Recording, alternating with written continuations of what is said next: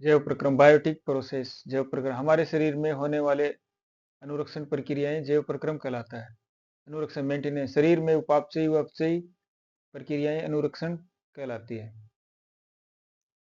मनुष्य के प्रमुख तंत्र: पाचन तंत्र, श्वसन तंत्र, उत्सर्जन तंत्र, जनन तंत्र, रक्त परिसंचरण तंत्र, अंतःस्रावी तंत्र।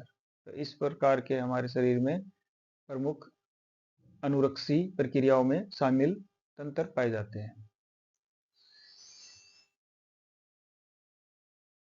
हमारे शरीर में भोजन का पाचन किस प्रकार से मुख से लेकर अन्य अंगों से होते हुए गुदा तक होता है, इसके बारे में डायग्रामेटिकली हमने बता रखा है कि किस प्रकार से ये विभिन्न अंगों से गुजरता हुआ उसका विभिन्न जो खाद्य पदार्थों के जो मुख्य घटक होते हैं उनका कैसे किस प्रकार से पाचन होता है ये बता रखा है। तो ग्रसनी, फेरिक्स, मुख व जीवा व तालु के पिछले भाग में कुपीनुमा ग्रसनी से जुड़ी होती है। फिर आता है ग्रासनल, ओसियोफेगस। यह एक संकरी पेशीय नली है जो करीब 25 सेंटीमीटर लंबी होती है। ग्रास नली के शीर्ष पर ऊतकों का एक पल्ला होता है, यह घाटी ढक्कन कहलाता है। आमाशय, स्टोमक, आहार नाल का ग्रास नली से जुड़ा हुआ भाग आमाशय कहलाता है और आमाशय में ही हाइड्रोक्लोरिक अम्ल पाया जाता है। फिर आता है आमाशय। आमाशय आम के जैसी संरचना होती है। आमाशय के भाग, पार्ट्स ऑफ स्टोमक। आमाशय का ग्रास नली से आगे का भाग आमाशय कहलाता है। यह एक पेशीय जे आकार की संरचना है जो ग्रास नली व ग्रहणी के मध्य तथा उदर गुहा के बाएं हिस्से तथा मध्य पट के पीछे स्थित होती है। यह 3 भागों में बटा होता है। कार्डियक भाग आमाशय का प्रारंभिक भाग होता है। दूसरा पाइलोरिक भाग, यह है भाग जो आमाशय को आंत से जोड़ता है। तीसरा फंडिक भाग आमाशय का मध्य भाग होता है। आमाशय के दोनों ओर वाल पाए जाते हैं, यानी कार्डियक स्फिंक्टर और पाइलोरिक स्फिंक्टर। कार्डियक स्फिंक्टर होता है ये इसोफेगस यानी गर्शिका की ओर होता है, जबकि पाइलोरिक स्फिंक्टर छोटी आंत जहाँ से जुड़ती है वहां पर पाए जाते हैं। ये जो वाल होते हैं ये इनको विपरीत दिशा में भोजन के प्रवाह को रोकते हैं।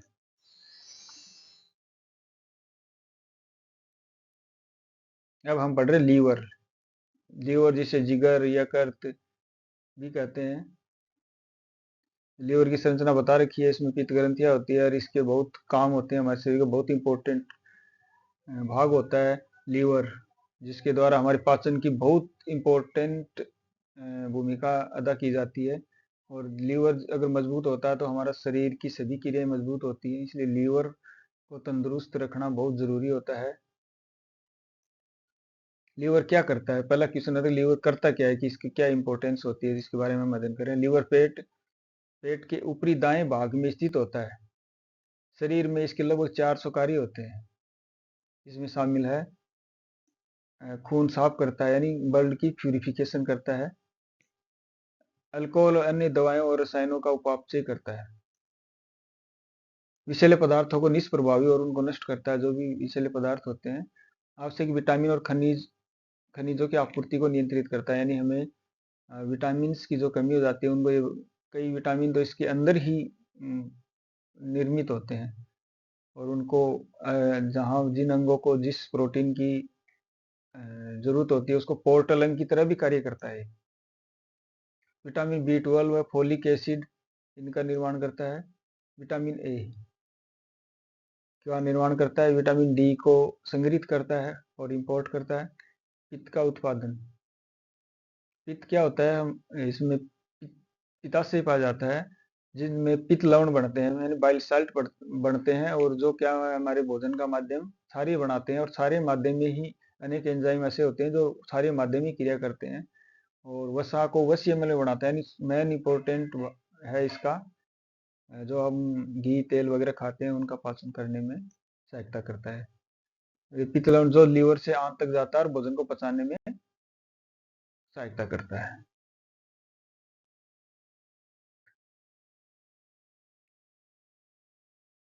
छोटी आंत स्मॉल इंटेस्टाइन कहते हैं। मानव में छोटी आंत की लंबाई लगभग 7 मीटर होती है। छोटी आंत में ही भोजन का पाचन और अवशोषण होता है। छोटी आंत के 3 भाग होते हैं। पहला होता है गरेणी डिओडिनम। यह भाग भोजन के रासायनिक पाचन में सबसे महत्वपूर्ण भूमिका, यानी यहाँ पर जो एंजाइमेटिक जो क्रिया होती है वह डिओडिनम भाग में ही होते हैं। दूसरा है अग्र क्षुधांत्र जेजुनम। यह गरेणी में पाचित आहार रस का अवशोषण होता है और पित्त लवण और विटामिन का अवशोषण फिर यही होता है। नेक्स्ट है क्षुधांतर इलियम। भोजन के अवयव जिनका पाचन कहीं भी नहीं हो पाता उसका अवशोषण करता है, यानी छोटी आंत का सबसे महत्वपूर्ण कार्य है भोजन के जो विभिन्न घटक हैं उनका अवशोषण करना, क्योंकि इसमें अंगुलीनुमा प्रवर्ध पाए जाते हैं और वो भोजन के जो अवयव हैं उनका अवशोषण करता है।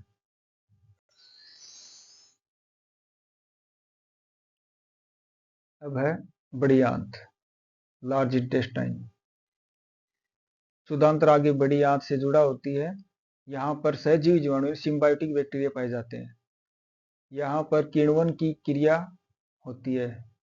इसका मुख्य कार्य जल व खनिज लवणों का अवशोषण करना होता है। पहला भाग होता है अंतनाल सिकम। यहाँ पाचित आहार रस का अवशोषण होता है। यह 4 से 5 इंच लंबी, यहाँ पर एक 4 से 5 इंच लंबी नली के आकार की अपेंडिक्स जुड़ी होती है। दूसरा इसका भाग तो वर्धांतर कोलन। आहार नाल में अंतनाल के आगे वाले भाग को वर्धांतर कहलाता है। यह उल्टे यू के आकार की 1.3 मीटर लंबी संरचना होती है। नेक्स्ट इसका भाग होता है मलाशय रेक्टम। यह आहार नाल का अंतिम भाग होता है। मल द्वार पर 2 स्फिंक्टर पाए जाते हैं, यानी वाल पाए जाते हैं।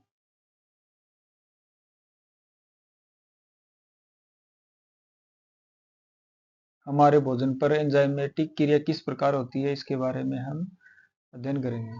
मुख गुहा लार ग्रंथि होती है। 3 जोड़ी लार ग्रंथियां होती है और पीएच जो लार की होती है वो 6.8 होती है। इसमें टाइलिन एंजाइम पाया जाता है। माल्टोज पे क्रिया करता है, माल्टेज बनता है। अमास्य यानी जो अपने स्टोमक होता है जठर, उसमें जठर रस बढ़ता है और इसकी पीएच 1 से 3.5 होती है। ये इसमें पेप्सिन एंजाइम बनता है, यानी पेप्सिनोजन एक निष्क्रिय फॉर्म होती है पेप्सिन की, और ये HCl की उपस्थिति में पेप्सिन में कन्वर्ट हो जाता है।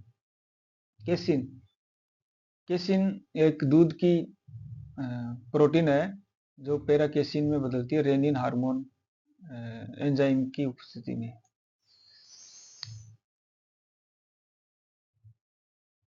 और जो पेप्सिन है वो क्रिया करता है प्रोटीन पे। अब हम नेक्स्ट अध्ययन करेंगे यकृत लीवर। लीवर में पित्त लवण होते हैं। पित्त लवण की पीएच 7.7 होती है। वसा, ये जो पित्त है वो वसा पे क्रिया करते हैं और वसा को वसीय अम्ल और वसिका गुलिकाओं में चेंज करते हैं। फिर है अग्नाशय। अग्नाशय रस होता है, उसकी पीएच 7.5 से 8.3 के मध्य होती है। और इसके जो एंजाइम होते हैं जैसे काइमोट्रिप्सिनोजन एक निष्क्रिय फॉर्म होती है। एंटीरोकाइनेज इसको ट्रिप्सिनोजन में कन्वर्ट करता है। दूसरा होता है ट्रिप्सिन एंजाइम, ये प्रोटीन को पेप्टाइड्स में बदलता है। दूसरा होता है स्टार्च, जो अपनी शर्करा होती है इसको एमाइलेज माल्टोज में बदलता है। वसा, वसा को पाचन करने के लिए लाइपेज एंजाइम होता है और ये मोनोग्लिसराइड में उसको कन्वर्ट करता है। दूसरा होता है राइबोन्यूक्लियेज, ये न्यूक्लिक अम्ल को राइबोन्यूक्लियेज न्यूक्लियोटाइड्स में कन्वर्ट करता है।